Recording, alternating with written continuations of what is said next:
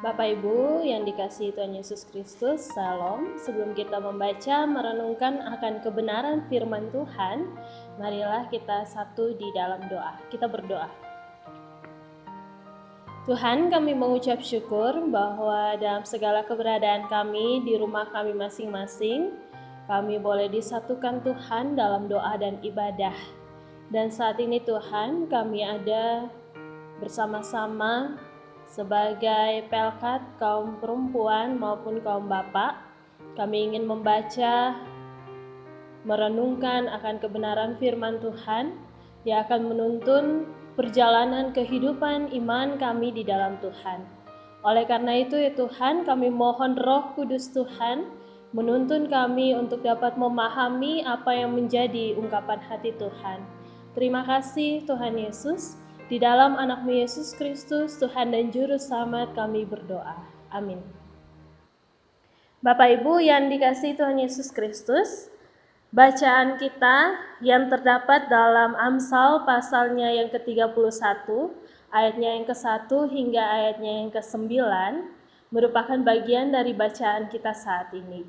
Dan saya rasa bahwa bacaan pada kitab Amsal selalu sangat disukai oleh semua kita, karena kita bisa melihat bahwa dalam kitab ini ada banyak nasihat yang dituliskan oleh Salomo, dan itu menjadi bagian pembelajaran dalam kehidupan kita untuk bagaimana kita dapat hidup dengan lebih baik, untuk bagaimana kita memiliki hidup yang sesuai dengan apa yang Tuhan Yesus kehendaki, baik itu dalam diri kita sendiri maupun dalam kita berelasi dengan orang lain. Nah, khususnya dalam konteks bacaan kita ini, hal ini menjadi peringatan atau nasihat yang diberikan oleh Salomo. Salomo mengangkat Amsal-Amsal untuk Lemuel dari ibunya, di mana seorang ibu bagi anaknya memberikan pengajaran, memberikan nasihat apa yang harus dilakukan oleh anaknya. Dan nampak bahwa nasihat yang diberikan bagi sang anak yang memiliki jabatan sebagai seorang raja, menjadi seorang pemimpin ini bukanlah hal yang mudah. Oleh karena itu, sebagai seorang raja ada hal-hal dalam kepemimpinan yang harus diperhatikan. Oleh karena itu, melalui nasihat yang disampaikan oleh seorang ibu kepada Lemuel ini juga menjadi pelajaran penting bagi kita.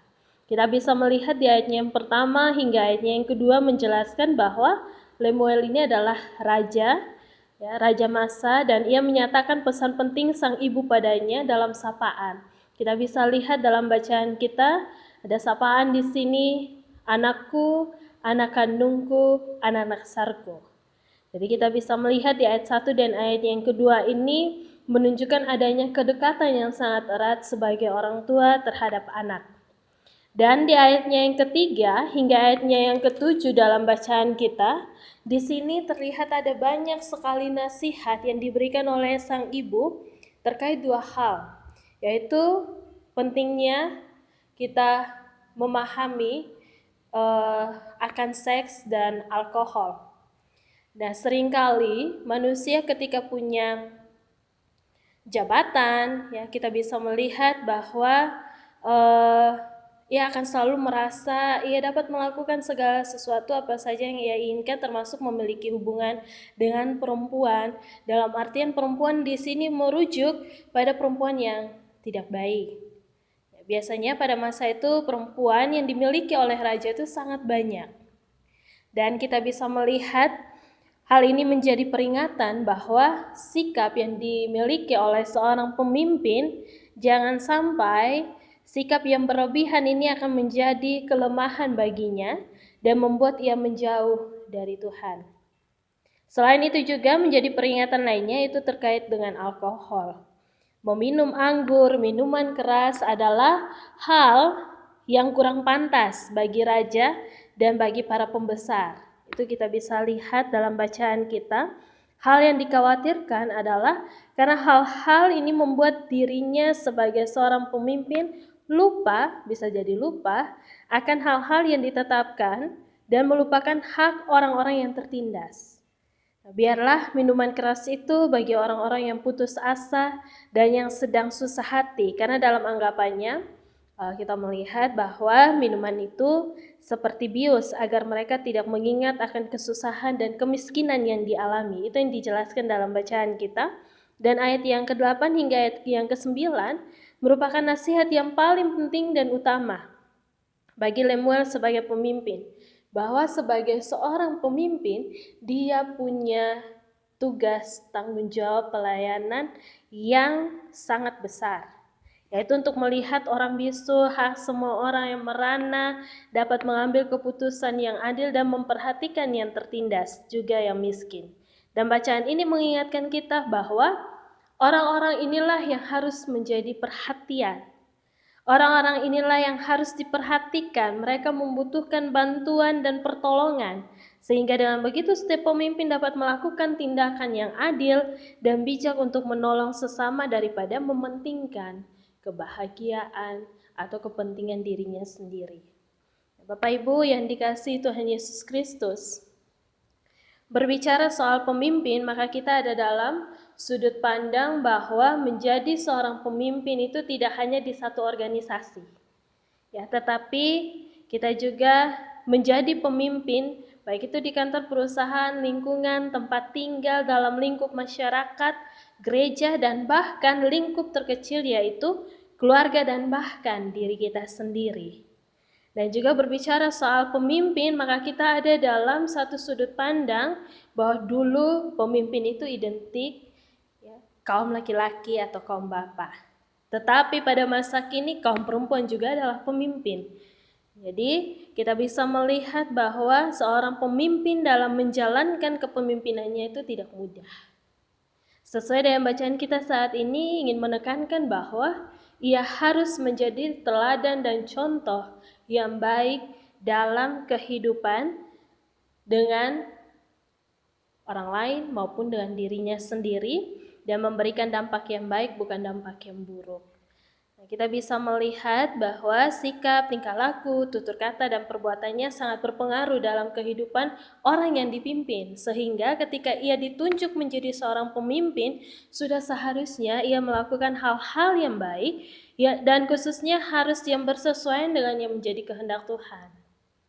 Kita bisa lihat juga dalam hidup ini seringkali ketika punya jabatan, kedudukan, yang diberikan tanggung jawab yang besar sebagai pemimpin, ada kalanya kita lupa dengan peran kita yaitu memimpin kehidupan sesama ya, ke arah yang lebih baik.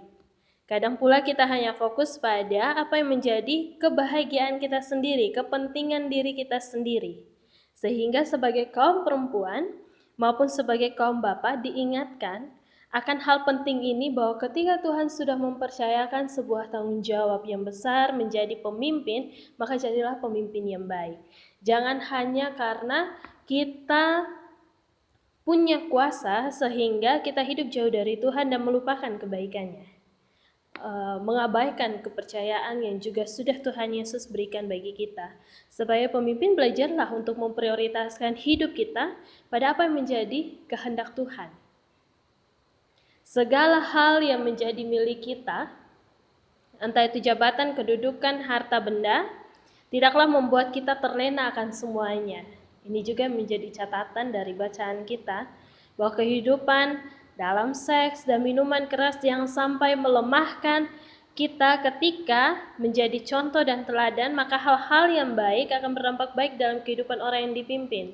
Tapi hal ini berlaku di mana saja ketika kita dipilih menjadi pemimpin, agar tidak hanya fokus pada diri kita sendiri, tetapi ada banyak ruang lingkup yang perlu kita perhatikan, ya, yang perlu kita lihat bahwa pemimpin memiliki sikap hidup yang baik, maka ia mampu untuk memengaruhi dan menciptakan generasi unggul yang baik pula. Menjadi pemimpin, baik itu di gereja, di kantor, di perusahaan, dalam lingkungan, dan dimanapun kita berada, kehidupan kita tunjukkan yang harus dapat menggerakkan kehidupan yang seturut dengan kehendak Tuhan. Ketika dalam lingkup besar kita lakukan, maka hal ini juga akan berdampak dalam kehidupan pribadi dan keluarga, yang mana anak dan cucu kita pun akan meneladani kehidupan yang baik secara turun-temurun. Bapak Ibu yang dikasihi Tuhan Yesus Kristus, khususnya bagi peran kaum perempuan dan kaum bapak sebagai orang tua, baik itu ayah maupun ibu, ketika menjadi pemimpin dalam keluarga, maka hal ini penting untuk kita menyadari bahwa keberadaan kita, diri kita akan menjadi role model bagi anak dan cucu di masa yang akan datang. Anak dan cucu kita akan memiliki kehidupan dan masa depan yang baik kalau kita memberikan dampak yang baik pula, contoh dan teladan yang baik pula. Sebagai orang tua ada tugas penting bahwa kita harus mengarahkan kehidupan anak dan cucu kita untuk tidak hidup pada jalan yang salah, yang pada akhirnya membawa kebinasaan bagi kehidupan anak dan cucu kita. Bacaan ini menjadi pelajaran penting bagi kita bahwa masa depan yang baik harus dimiliki oleh seorang pemimpin. Selain dalam lingkungan tempat ia memimpin, ia juga harus bisa melihat lingkungan sekeliling, bahwa ia harus menolong orang-orang yang tertindas, terpinggirkan, dan yang kesusahan agar memiliki masa depan yang baik pula. Hal ini bukan berarti kita perhatikan hanya kalau mau dilihat di masa pandemi saja, atau biasanya kita hanya mau menolong orang lain, hanya mau memperhatikan orang lain ketika ada hari-hari raya besar. Tidak hanya sebatas itu, tetapi dalam segala situasi dan kondisi di segala masa. Dan perlu diingat bahwa masa depan yang baik tidak hanya dimiliki oleh orang-orang yang punya kemampuan, yang mampu saja, tetapi juga bagi semua orang, dan semua orang berhak hidup bahagia, berhak untuk merasakan masa depan yang baik. Apalagi kalau kita punya kelebihan, maka kita diajak untuk memperhatikan yang lain. Seorang pemimpin harus bisa mengusahakan bagaimana ia bisa mencukupkan sesama lainnya yang juga hidup dalam kesusahan.